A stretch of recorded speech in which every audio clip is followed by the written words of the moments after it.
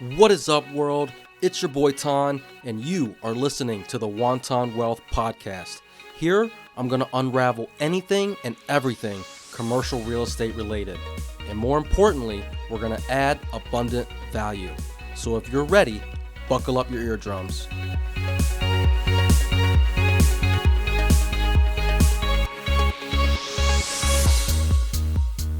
Have you ever wondered, what if I could combine two commercial asset classes together to get like a combo of just pure badassery? Well, you're in luck because they actually exist. This is where mixed use properties actually come into play.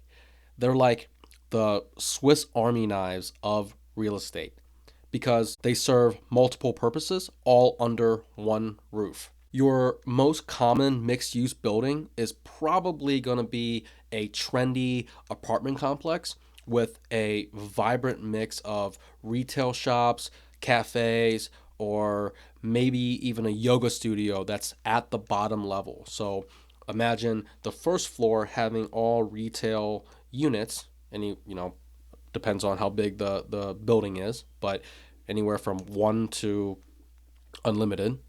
That'll be a pretty long building. And on top of that, you're going to have just a ton of apartments where people are living above the units. But you're not always just going to find that combination. You'll also find a mixture of office and industrial, which are your flex buildings.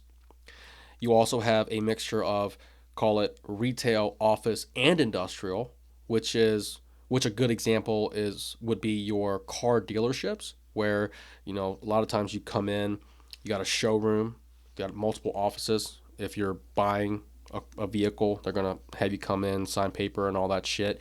And then in the back of the building, now you have places or an industrial side of it, where they're fixing your cars, they're detailing it, etc. Then another example would be hospitality, which is going to combine short-term living with amenities like massages, pools, bars, restaurants. The beauty of mixed-use buildings is that they bring together different elements to create a dynamic and an interconnected community. The idea is actually pretty simple. They're aiming for integration, and by blending together all of these things, like residential, with commercial, office, retail, industrial, these mixed use properties create a seamless and a baller ass environment. At the end of the day, it's all about convenience. For example, imagine a multifamily complex with chic retail stores, a state of the art gym right underneath it. That's pretty much a great one-stop shop for your tenants. The tenants are the multifamily tenants have amenities that appeal them to staying in the property, while the retail tenants have the ability to draw in more foot traffic. It's essentially a win-win. Mixed-use developments aren't just about the buildings. They're vibrant hubs of activity where people essentially live, work, and play all in one place. A lot of times you're going to see mixed use buildings in the rural areas, downtowns, because they're very limited on space, and a lot of developers are aiming to pretty much compact everything into one. But mixed use buildings, you won't find them just in the cities. You're going to find them in the suburbs as well. And speaking of suburbs, one of the latest trends of mixed use development is the repurposing of malls.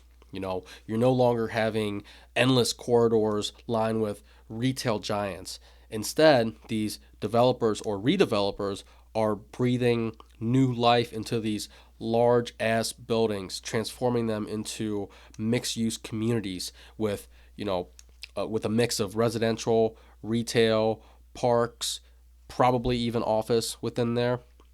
For example, we have a mall here in Cincinnati that is a little bit over 1 million square feet. It's pretty much gone dead. And there has been news of a redevelopment plan for it to be reborn into a multifamily haven with retail spaces within there, probably a ton of restaurants, probably a park in there as well. It's a prime example of how mixed use properties are reshaping the landscape of real estate.